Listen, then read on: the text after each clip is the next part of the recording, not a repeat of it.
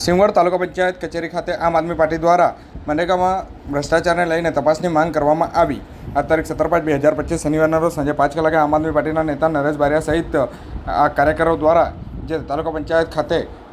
ભ્રષ્ટાચારના તપાસની માંગ કરવામાં આવી હતી, જેમાં સિંગવડ તાલુકાના મોટાભાગના જે ગામોમાં ભ્રષ્ટાચાર થયો હોવાની તપાસ માટેની માંગ કરવામાં આવી હતી। જો કે સિંગવડ તાલુકાના ભૂતખેડી, મછેલાઈ, કટારાની પાલી, મલેકપુર,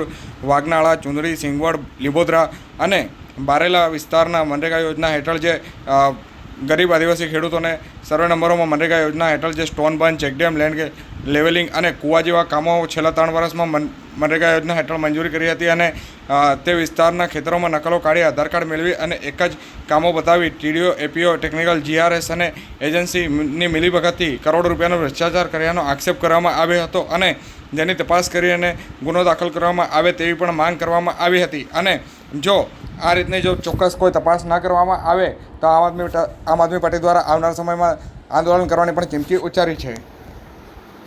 આજ રોજ 17/5/2025 ના રોજ અમે સિંગવડ તાલુકાની તાલુકા કચેરીએ આજે તાલુકા વિકાસ અધિકારી સાહેબને અમે સિંગવડ તાલુકામાં જે મનરેગા યોજનામાં ખૂબ મોટો ભ્રષ્ટાચાર થયેલો છે એમાં તપાસની માંગ કરી છે અને એમાં અમારા જે માંગણી છે એ ગામો છે, એક તો ભૂતખેડી, મછેલાઈ, કટારાની પાલી, મલેકપુર, વાગનાળા, ચુંદડી, સિંગવડ, લીંબોદર, બારેલા આટલા ગામોમાં ખૂબ મોટો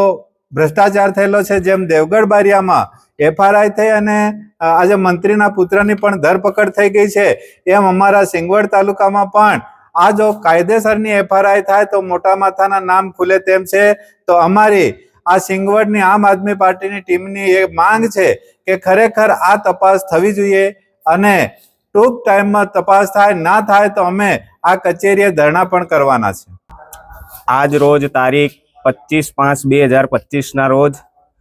જેમ દેવગઢ બારિયા અને ધાનપુર તાલુકામાં મનરેગા યોજનામાં થયેલા કૌભાંડની જેમ અમારા કટારાની પાલ્લી ગ્રામ પંચાયતમાં